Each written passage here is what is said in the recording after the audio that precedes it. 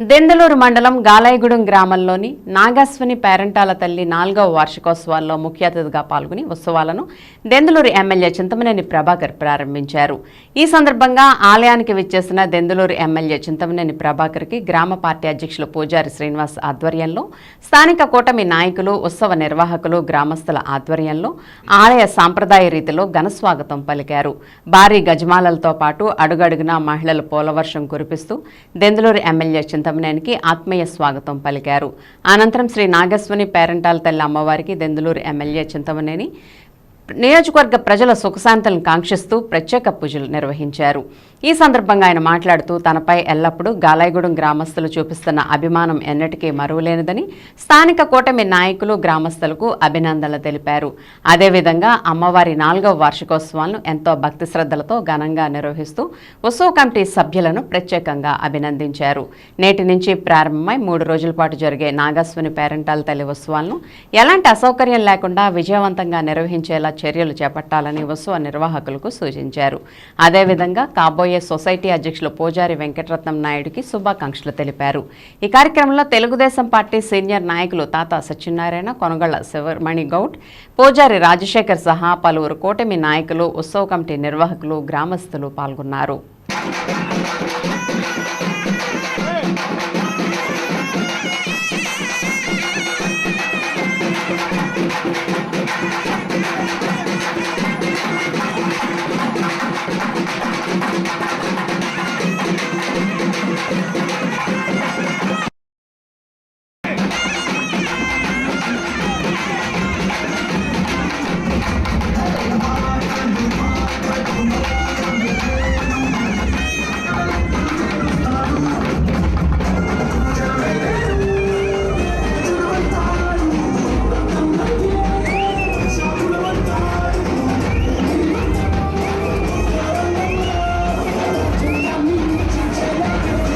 ముఖ్య అతిథిగా నన్ను ఆహ్వానించినటువంటి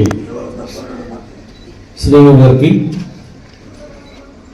కాబోయే బ్యాంక్ ప్రెసిడెంట్ వెంకటరత్న నాయుడు గారికి, బీసీ నాయకుడు తాత సత్యనారాయణ గారికి, శివమణి గారికి, గ్రామంలో పాల్గొన్నటువంటి నాయకులకు, కూటమి నాయకులకు, కార్యకర్తలకు, వివిధ గ్రామాల నుండి వచ్చినటువంటి